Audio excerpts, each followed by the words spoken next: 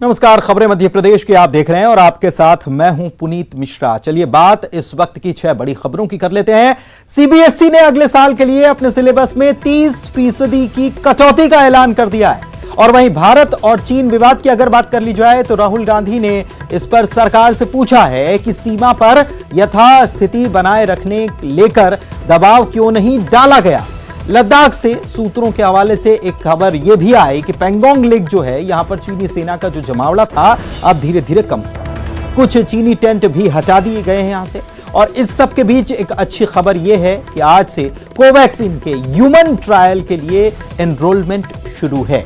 अगर सभी ट्रायल सही हो गए तो 15 अगस्त तक कोवैक्सीन को लॉन्च भी किया जा सकता है। सुशांत सिंह सुसाइड मामले की अगर बात कर ली जाए तो इस मामले में संजय लीला भंसाली से 3 घंटे तक पूछताछ की गई, जिसमें उन्होंने कहा कि 2016 के बाद से उनकी सुशांत से कभी बात नहीं हुई। उन्होंने कभी भी सुशांत को फिल्मों से ड्रॉप नहीं किया। और आखिर में आज वर्चुअल रैली रखी गई थी, बीजेपी की वर्चुअल रैली थी, जिसमें सीएम शिवराज और ज्योतिरादित्य सिंधिया ने कांग्रेस पर जमकर हमला बोला और कहा प्रदेश को तबाह होने से बचा लिया गया। और चलिए खबरों को विस्तार से देखते हैं। और सबसे पहले भोपाल से बड़ी खबर आपको बता दें, संगठन पदाधिकारियों के साथ सीएम शिवराज सिंह चौहान की बैठक है। बीजेपी ऑफिस में यह बैठक हुई है और विभागों के बंटवारे पर इसमें मंथन किया गया है। इस बैठक में वीडी शर्मा और सुहास भगत भी मौजूद थे। मंत्री विश्वास सारंग और बृजेंद्र प्रताप सिंह भी इस बैठक में शामिल हुए। तो एक ये बड़ी खबर, अभी भी जो बंटवारे को लेकर मंथन है वो जारी है और एक बार फिर से ये मंथन हुआ है। भोपाल से बड़ी खबर, संगठन के पदाधिकारियों के साथ सीएम शिवराज सिंह चौहान बैठक करने पहुंचे थे। उन्होंने कहा भी, जब भोपाल वापस लौटे दिल्ली से आए तब उन्होंने कहा कि अभी और वर्कआउट करना बाकी है और इसी वर्कआउट को कर रहे हैं मुख्यमंत्री। विभागों के बंटवारे पर मंथन हुआ ये बताया गया, जिस बैठक में वीडी शर्मा और सुहास भगत, मंत्री विश्वास सारंग और बृजेंद्र प्रताप सिंह भी बैठक में शामिल।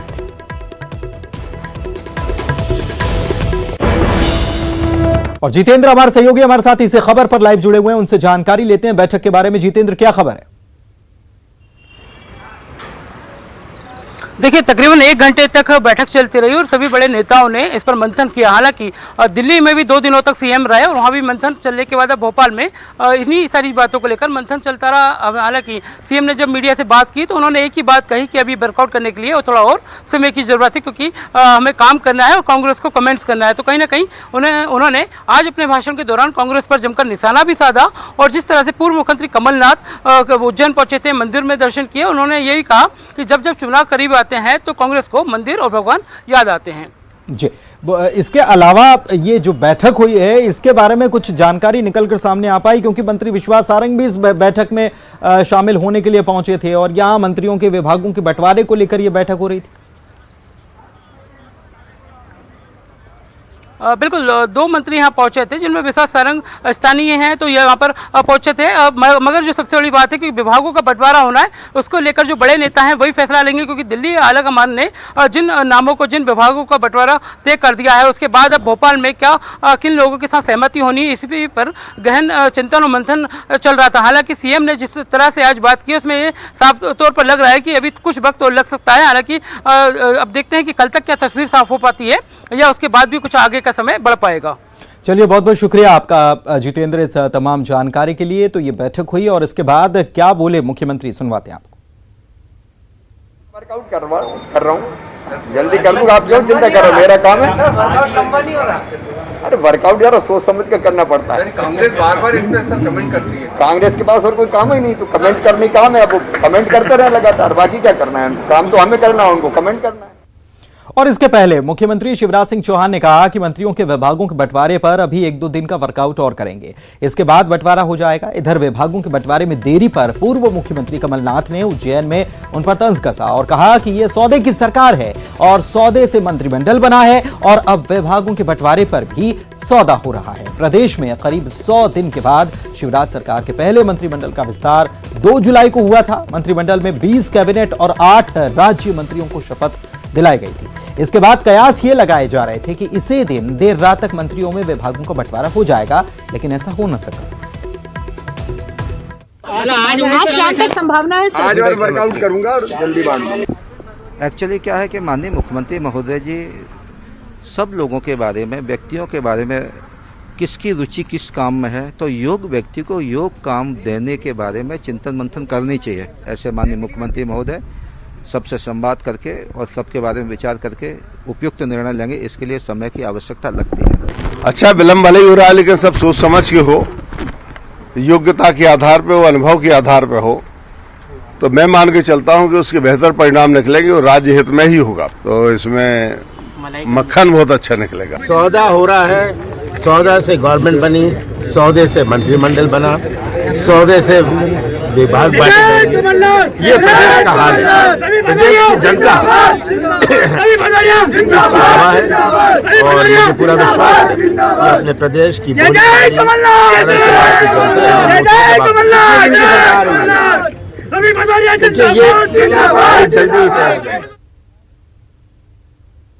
और इधर उपचुनाव के रण में शिवराज और महाराज की जोड़ी भी उतर आई है। आज करेरा विधानसभा के लिए वर्चुअल रैली रखी गई थी, जिसमें सीएम शिवराज सिंह चौहान और सिंधिया ने दोनों ने मिलकर इस रैली को संबोधित किया। सिंधिया ने कांग्रेस को तो घेरा ही, साथ में कमलनाथ और दिग्विजय सिंह पर एक एक कर हमला बोला। सिंधिया ने कहा कि कोरोना को लेकर इनके पास मीटिंग करने का वक्त तक नहीं था, क्योंकि कमलनाथ आईफा की तैयारी में जुटे थे। वहीं सीएम शिवराज सिंह चौहान ने एक बार फिर से कहा कि सिंधिया ने प्रदेश को तबाह होने से बचाया और कांग्रेस राज को उखाड़ फेंकने का काम किया। इंदौर में, भोपाल में विदेशों से फ्लाइट से लोग आते थे, लेकिन क्या जो तकलीफ है उस समय की सरकार ने एयरपोर्ट पर चेक इन की व्यवस्था तक नहीं की। आईफा की बैठकें हो रही थी, लेकिन एक बैठक कोरोना से निपटने के लिए, कोरोना को नियंत्रित करने के लिए नहीं की गई। राहुल बाबा मंच पे आते थे और गिन के कहते थे 1 2 3 4 5 6 7 8 9 10 दिन में कर्जा माफ, नहीं तो 11वें दिन मुख्यमंत्री बदल दिया। कर्जा माफी के घोटाले की एक एक परत खोलूंगा। उस पवित्र लोकतंत्र के मंदिर को दलाली का अड्डा बनाने का पाप और अपराध किया तो कमलनाथ आपने किया। मैं आदरणीय ज्योतिरादित्य सिंधिया जी को बधाई देना चाहता हूं और उनका स्वागत करता हूं, अभिनंदन करता हूं। उन्होंने जो कदम उठाया उससे मध्य प्रदेश कि एक भी मीटिंग नहीं रखी गई इंदौर, ग्वालियर, रीवा, किसी का भी संरक्षण और सर्वे करने के लिए। समय इनके पास इन मीटिंगों के लिए नहीं थी, पर इंदौर में आईफा अवार्ड के लिए समय जरूर था। ये चुनाव भाजपा का चुनाव नहीं है, कांग्रेस का चुनाव नहीं है, यह प्रदेश के भविष्य का चुनाव है। एक तरफ वो लोग हैं जिन्होंने प्रदेश का भंडार और प्रदेश की तिजोरी को पूरी तरह से खाली करने के लिए कोई अवसर नहीं छोड़ा, और एक तरफ वो हैं जिन्होंने कीर्तिमान स्थापित किया। कांग्रेस जो ये लोगों का चरित्र धूमल करने की कोशिश कर रही है, आरोप लगा रही है इन विधायकों पर, मैं तो कहता हूं कि ये सारे विधायक त्याग और तपस्या की प्रतिमूर्ति हैं। साधारण तौर पर विधायक तो 4 साल बाद अपनी विधायकी को त्याग करने के लिए तैयार होता है जब चुनाव आता है। इन्होंने 1 साल के अंदर त्याग किया है, क्योंकि ये सत्य के रास्ते पे चलना चाहते हैं। आगे बढ़ेंगे। कमलनाथ के महाकाल दर्शन के बाद चुनाव प्रचार का आगाज करने को लेकर भी अब सियासत शुरू हो गई। सीएम शिवराज ने कहा है कि चुनाव में जीत के लिए भगवान की कृपा के साथ जनता की कृपा की जरूरत होती है। तो साथ ही मंत्री नरोत्तम मिश्रा ने भी तंज कसा और कहा है कि भगवान को झूठ बोलने वाले कभी पसंद नहीं आते।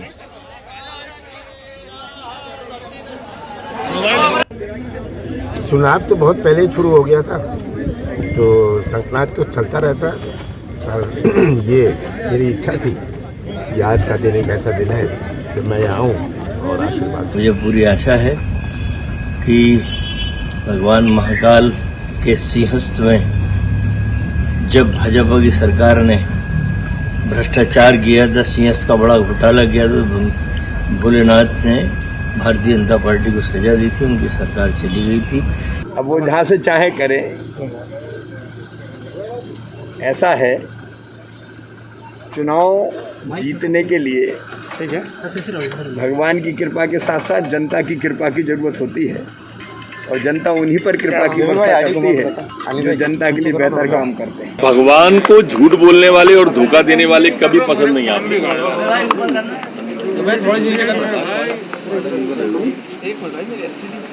पीताम्बरा पीठ से जब ये अध्यक्ष बन के आए थे माननीय कमलनाथ जी, तब इन्होंने शुरुआत की थी। महाकाल भी गए थे, पीताम्बरा पीठ भी गए थे, और दोनों में आशीर्वाद मिला। अल्पमत की सरकार बनी, तोड़ जोड़ से बनाई, अपना घर संभाल नहीं पाए। तो भगवान को मालूम है ये धोखा दिया इनने किसान को। इधर उज्जैन में महाकाल के दर्शन के बाद पीसीसी चीफ कमलनाथ ने धार के बदनावर से अपनी चुनावी अभियान का आगाज किया। यहां पर कमलनाथ ने कार्यकर्ताओं और पार्टी पदाधिकारियों के साथ बैठक की और उपचुनाव की रणनीति पर चर्चा की। इस मौके पर पूर्व गृह मंत्री बाला बच्चन, पूर्व मंत्री कांतिलाल भूरिया समेत कांग्रेस के कई बड़े नेता मौजूद थे। इस दौरान कमलनाथ ने बीजेपी और राज्य सरकार पर जमकर निशाना साधा और कहा कि उपचुनाव में जनता इनको सबक सिखाएगी। मैं टाइगर नहीं हूँ, मैं मामा नहीं हूँ, मैंने चाय नहीं बेची कभी, मैं कमलनाथ हूँ और मैंने प्रयास किया कि एक नई शुरुआत करें। कौन टाइगर है कौन टाइगर नहीं है ये मध्य प्रदेश की जनता तय करेगी कि कौन दिल्ली है कौन चुआ है। कौन सा मैंने पाप किया था कि मैंने सौदा नहीं किया है 24-22 विधायकों के साथ। ये तो सौदा करने, ये जो एक के साथ सौदा करता है दूसरे के साथ करने के लिए तैयार हो जाता है। मैंने सौदा की राजनीति कभी नहीं करी। इधर पूर्व मंत्री लाखन सिंह यादव ने ज्योतिरादित्य सिंधिया की तुलना कोरोना वायरस से की और सिंधिया और उनके करीबी मंत्री कोरोना वायरस से कम नहीं है, ये कह दिया। शिवराज सरकार के मंत्रियों में विभाग बंटवारे में देरी की वजह सिंधिया है, ये लाखन सिंह बता रहे हैं। सिंधिया जिस भी पार्टी में रहते हैं विस्फोट करते हैं, लाखन सिंह ने यह भी कहा। की पार्टी कैडर बेस्ड पार्टी रही है, आपका नाम है, आप डिसिप्लिन पार्टी है, लेकिन अब आप लोग बचाव करो इस व्यक्ति से जिस व्यक्ति की वजह से आपने सरकार तो आनंद फानंद में बना ली, लेकिन अब आप लोगों के ये गले के हड्डी बन गई ये सिंधिया और इनके सारे 22 लोग। इससे आप बचाव करें, ये भी कोरोना से कोई बड़ी कम बीमारी नहीं है, इनसे आप लोग बचाव करें। ये मैं मध्य प्रदेश की भारतीय जनता पार्टी और उसके नेतृत्व को अपनी तरफ से सलाह देना। इधर कांग्रेस के नेता शत्रुघ्न सिन्हा ने तंज कसा। ट्विटर के माध्यम से उन्होंने ट्वीट किया और मध्य प्रदेश बीजेपी को घेरा। उन्होंने लिखा कि एमपी बीजेपी 3 खेमों में बंट गई है और 3 खेमे कौन कौन से हैं? एक खेमा महाराज का, दूसरा नाराज का और तीसरा शिवराज का। एमपी की सियासी लड़ाई में शत्रुघ्न सिन्हा कूदे और ट्वीट कर बीजेपी पर तंज कसा।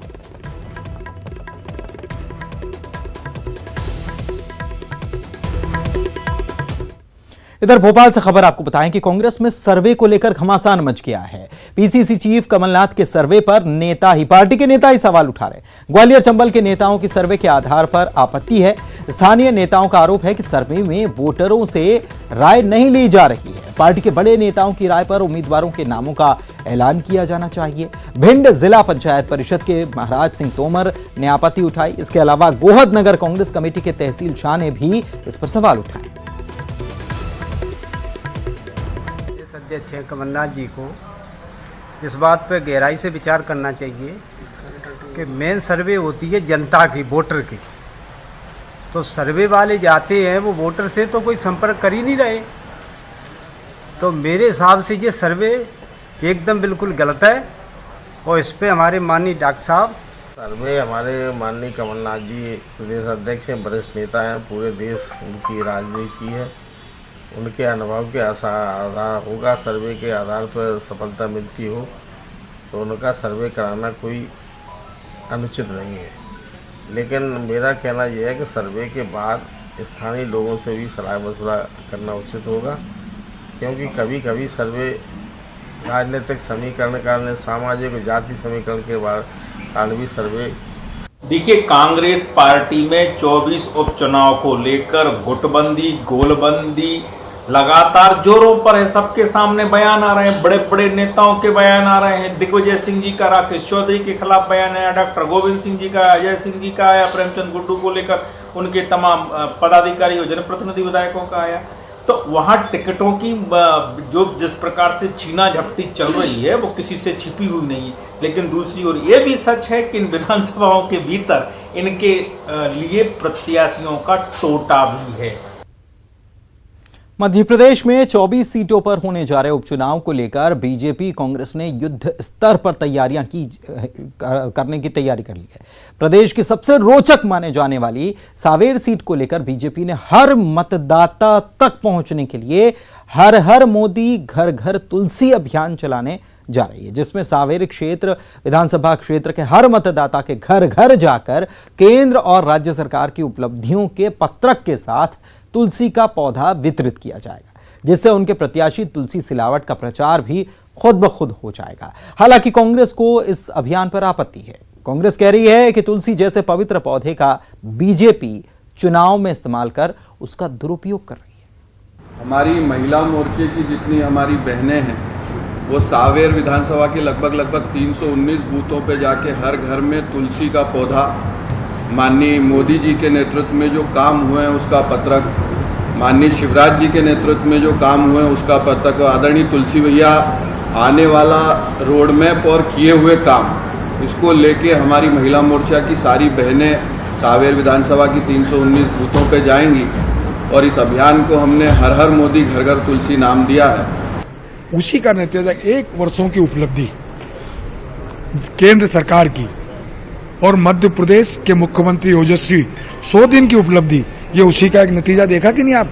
इतनी बड़ी एमपी में कोरोना की रफ्तार की अगर बात कर ली जाए तो ये थम नहीं रही है। अब तक प्रदेश में 15,700 से पार बीमार हो चुके हैं। आज 11 जिलों में 107 नए मरीज मिले हैं, वहीं 11,000 से ज्यादा मरीज रिकवर हो चुके हैं। इस बीच सिंधिया के पीए को भी कोरोना हो गया। बड़ी बात यह भी कि सीएम शिवराज और सिंधिया के साथ सीएम आवास में सिंधिया के पीए भी मौजूद थे, जो करीब 1,000 से ज्यादा लोगों के संपर्क में आए थे। वहीं भोपाल में एमसीयू में ट्यूटर भी पॉजिटिव निकला। इसके बाद यूनिवर्सिटी के पूरे स्टाफ को वर्क फ्रॉम होम दिया गया है। वहीं धार में पूर्व केंद्रीय मंत्री विक्रम वर्मा भी पॉजिटिव पाए गए।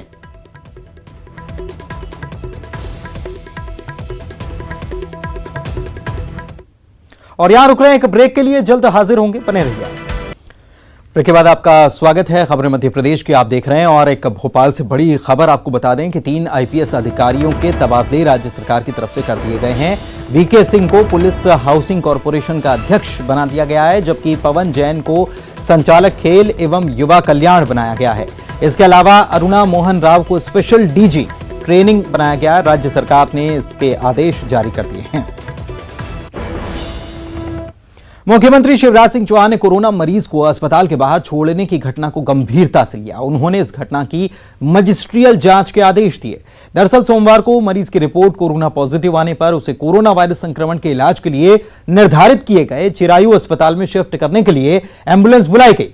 चिरायु अस्पताल ले जाने के लिए आई एम्बुलेंस में पर्याप्त सुविधाओं के न होने और मरीज की हालत ज्यादा बिगड़ने के चलते गाड़ी को रास्ते से ही फिर वापस निजी अस्पताल ले जाया गया, लेकिन अस्पताल ने मरीज को दोबारा भर्ती करने से मना कर दिया। इतना ही नहीं, प्राइवेट अस्पताल के द्वारा मरीज को दोबारा भर्ती करने से इनकार करने पर एम्बुलेंस का ड्राइवर पेशेंट को अस्पताल के बाहर पार्किंग में ही छोड़कर चला गया।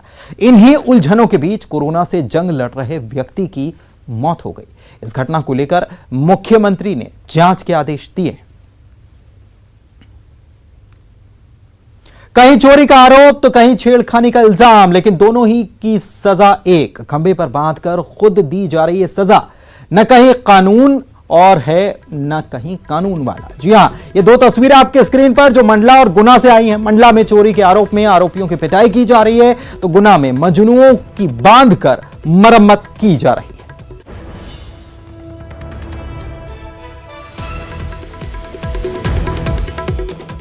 और बड़वानी से खबर आपको बताते हैं, जहां पर सीसीटीवी में शातिर चोर कैद हो गया। रुपयों से भरे बैग पर इसने हाथ साफ किया। बाइक पर रखा हुआ बैग जो है वो चोरी कर लिया गया और करीब 50,000 रुपए की नकदी इसमें थी। ये फरार तो हो गया, लेकिन इसकी जो हरकत है वो सीसीटीवी में कैद हो गई। अब आरोपी की तलाश में पुलिस जुटी हुई है। देखिए जरा किस तरीके से ये बड़े शातिराना अंदाज में यहां से इस बैग को चुराकर भाग खड़ा हुआ। निजी स्कूलों के द्वारा मनमानी फीस वसूली को लेकर दायर सभी याचिकाओं पर अब हाईकोर्ट चीफ जस्टिस की बेंच सुनवाई करेगी। स्कूल फीस की मनमानी को लेकर नागरिक उपभोक्ता मार्गदर्शक मंच के द्वारा दायर जनहित याचिका में यह मुद्दा उठाया गया कि इंदौर हाईकोर्ट और जबलपुर हाईकोर्ट की सिंगल बेंच ने निजी स्कूलों के द्वारा फीस वसूली को लेकर 2 अलग अलग आदेश दिए। इससे प्रदेश में विरोधाभास की स्थिति है। और इसी के साथ इस बुलेटिन में फिलहाल इतना ही।